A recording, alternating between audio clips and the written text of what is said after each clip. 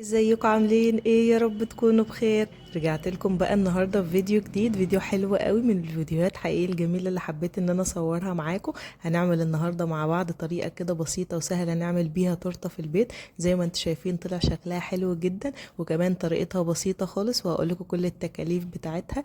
بس الاول بقى قبل ما نبدا الفيديو ما تنسوش تعملوا لايك، وكمان تشتركوا في القناه وتفعلوا الجرس علشان يوصلكوا كل الفيديوهات اللي انا بنزلها. ولو انتوا جداد بقى معايا في القناه نورتوني وشرفتوني، خدوا جوله برضو كده في القناه، ان شاء الله هتلاقوا فيديوهات حلوه جدا. وكملوا معايا الفيديو للاخر لان حقيقي هيعجبكم جدا، وان شاء الله تجربوا كده الطريقه اللي انا بعملها في التورته وتطلع معاكم حلوه جدا. يلا بينا كده نبدا الفيديو ونشوف هنعمل ايه النهارده.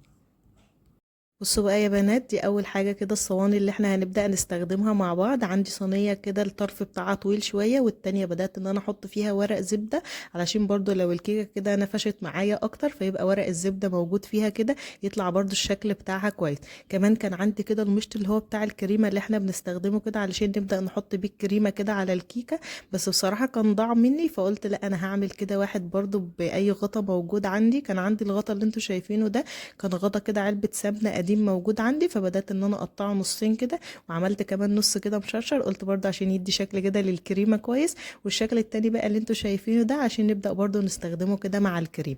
تاني حاجة بقى او هندخل بقى في المكونات اللي احنا هنستخدمها كده علشان نعمل بيها التورتة. انا كنت جايبة نص كيلو دقيق اسبونج، والنص كيلو ده تقريبا بيعمل معايا الصينيتين اللي انتوا شايفينهم دول.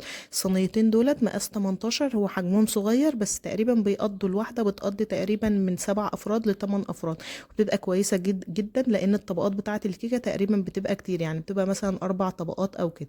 استخدمت النص كيلو الدقيق، وبعدين كمان بدات ان انا احط عليه 6 بيضات، وهحط عليه كيس فانيليا، وكمان هحط عليه كده ايه معلقه صغيره من الخل.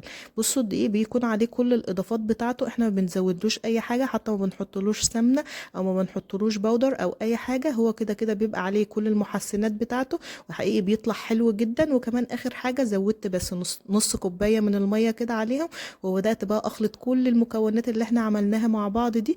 واهم حاجه برضو لازم كده كل شويه نوقف المضرب ونبدا ننزل كل الاطراف اللي هي موجوده معايا في الطبق، وابدا اخلطها برضو تاني علشان مثلا ما يكونش في دقيق في اي طرف مثلا او كده، ما يبقاش مضروب برضو مع الخليط كله. وعايزه اقول لكم حقيقي ان الدقيق الاسبونج ده حلو جدا.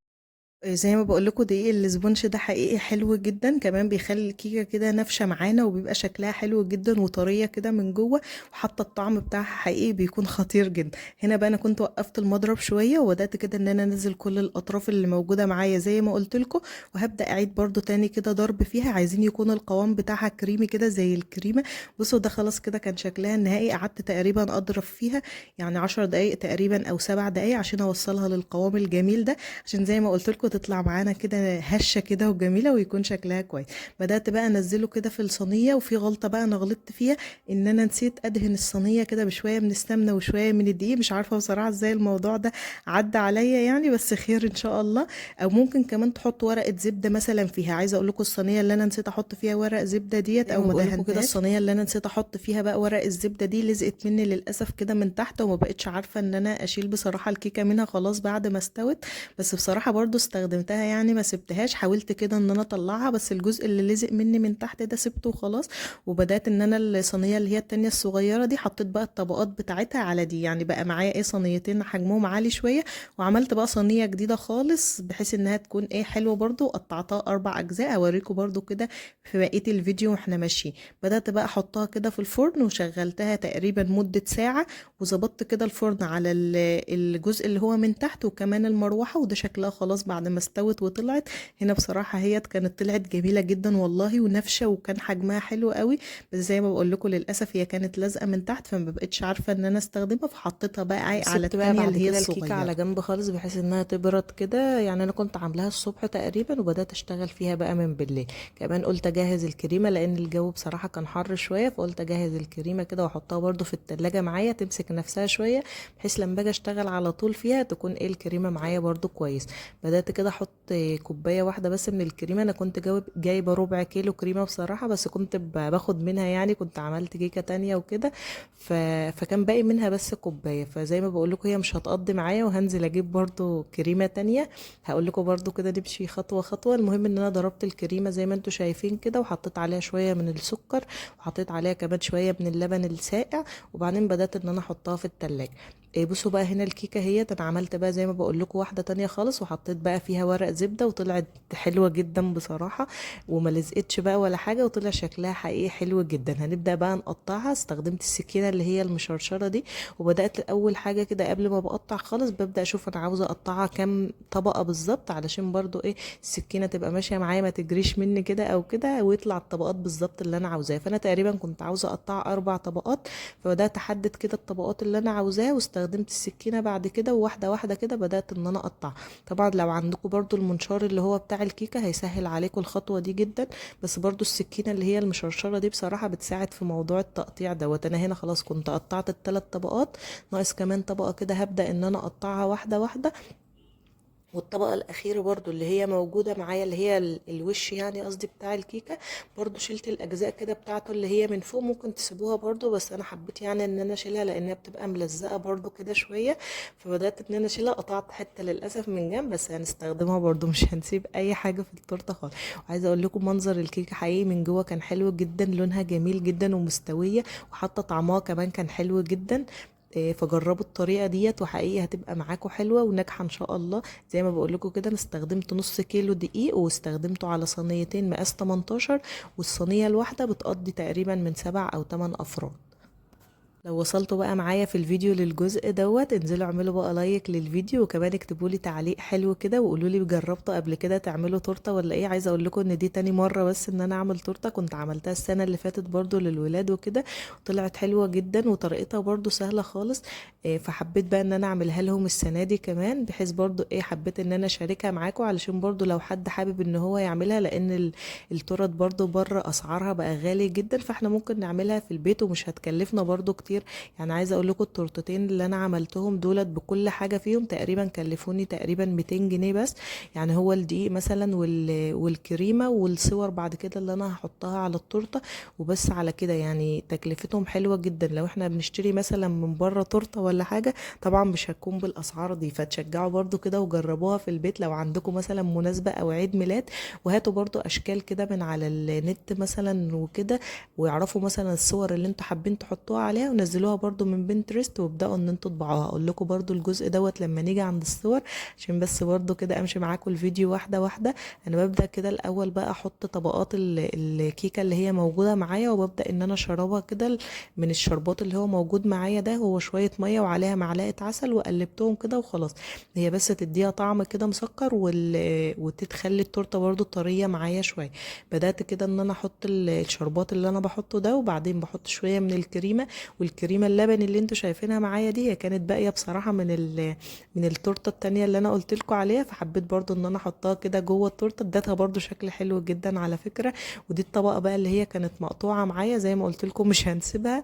بدات ان انا احطها كده، وحطيت لها زياده كده من التورته اللي هي كانت لازقه معايا بقى من تحت، اللي هي الاجزاء اللي طلعت معايا ما كنتش عارفه بصراحه اعمل بيها ايه.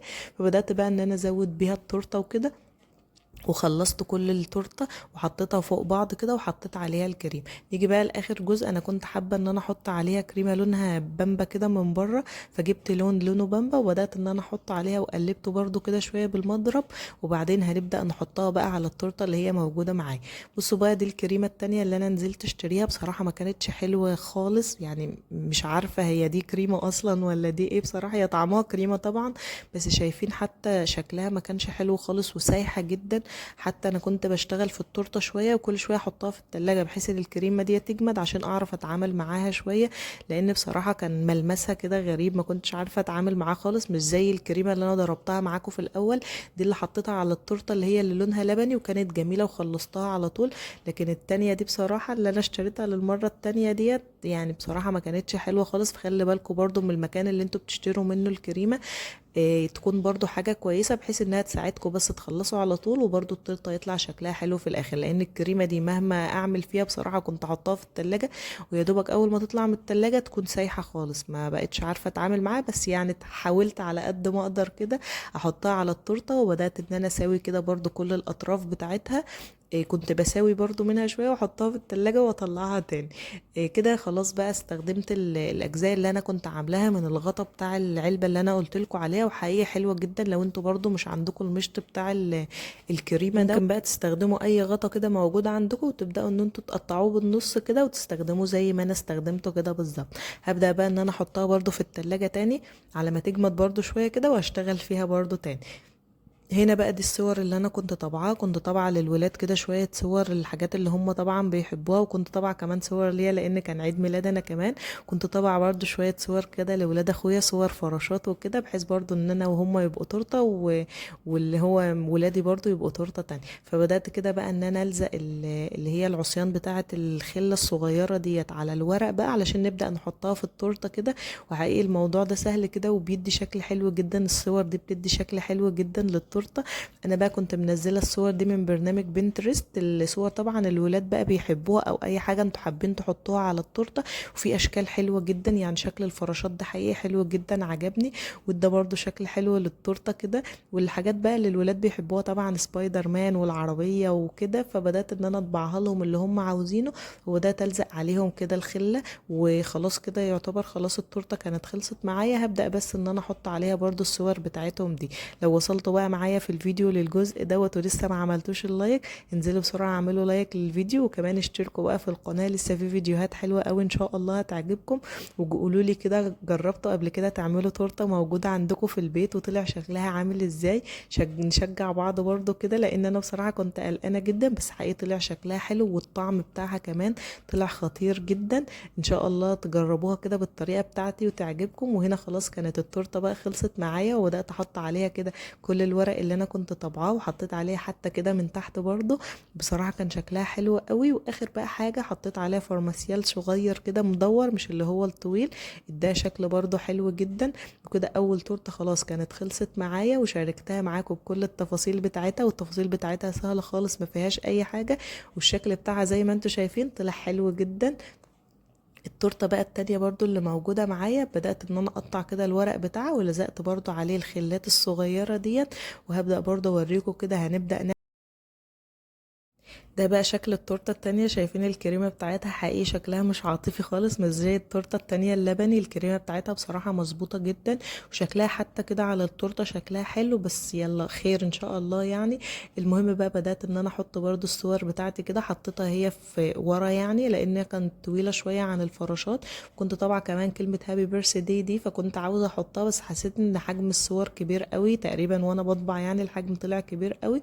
فقلت خلاص هخلي انا الصور بتاعتي ورا، وخليت بقى الفراشات كده بتاعت ولاد اخويا قدام، بحيث برضو يبقى شكلها حقيقي. والله كان حلو جدا، يعني الفراشات دي ادت شكل حلو قوي للتورته.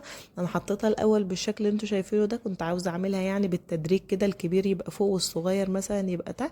وبعد كده بدات ان انا اشيلهم وغيرت شكلها خالص. فهبدا ان انا اغير فيها كتير قوي، بس زي ما بقول لكم برضو كنت احط شويه حاجات وبعدين ادخلها التلاجة شويه برضو تجمد، لان الكريمه بدات تسيح معايا خالص. كنت كل شويه اجرب شويه واروح حطها في التلاجة وبعدين اطلعها تاني احط برضو شوية صور تانية لحد يعني ما الشكل الاخير ظبط معايا. ده الشكل ده كان عاجبني قوي بصراحة، بس شكل الكريمة من الجنب كده ما كانش عاجبني قوي. فهبدأ اشيل كلمة هابي بيرث داي ديت خالص. وهبدأ ان انا كان عندي برضو فراشات لسه باقية من اللي انا طبعاه، فبدأت ان انا احطه كده حوالين الكريمة من تحت بحيث برضو انها تمسك شوية في الورقة. قلت لما تدخل التلاجة برضو هتجمد، يعني ما هيبقى الشكل بتاعها احسن شوية، لان بصراحة ما كانش شكلها عاجبني خالص انها سايحه كده. فبرضو خلي بالكم زي ما بقول لكم من نوع الكريمه اللي انتوا هتستخدموه. كده خلاص يعتبر الفيديو خلص معانا، وعملنا تورتتين بطريقه سهله وبسيطه خالص ومن غير اي تكاليف. والشكل بتاعها زي ما انتوا شايفين طلع حلو جدا. انا عايزاكم تجربوا حقيقي الطريقه دي وان شاء الله هتعجبكم. واي مناسبه بقى موجوده عندكم، بدل ما تكلفوا نفسكم وتجيبوا بقى تورته مثلا من بره او كده، ممكن انتوا تعملوها في البيت كده بالطريقه البسيطه دي. والشكل بصراحه طلع حلو جدا، والولاد اتصوروا بيها وكانوا مبسوطين قوي. يا رب النهاردة يكون الفيديو عجبكم، وما تنسوش بقى تعملوا لايك للفيديو كتير لان عايزة الفيديو يوصل لأكبر عدد ممكن من الناس، وكمان تشتركوا في القناة وتفعلوا الجرس علشان يوصل لكم كل الفيديوهات اللي انا بنزلها، واستنوني ان شاء الله دايما في فيديوهات جديدة. اللهم أنت المعطي لمن دعاك، يا من ترانا ولا نراك، وتعطينا ولا نبلغ ثناك. ارحم ضعفنا واجمع شملنا، واجبر كسرنا ويسر أمرنا، وفرج همنا.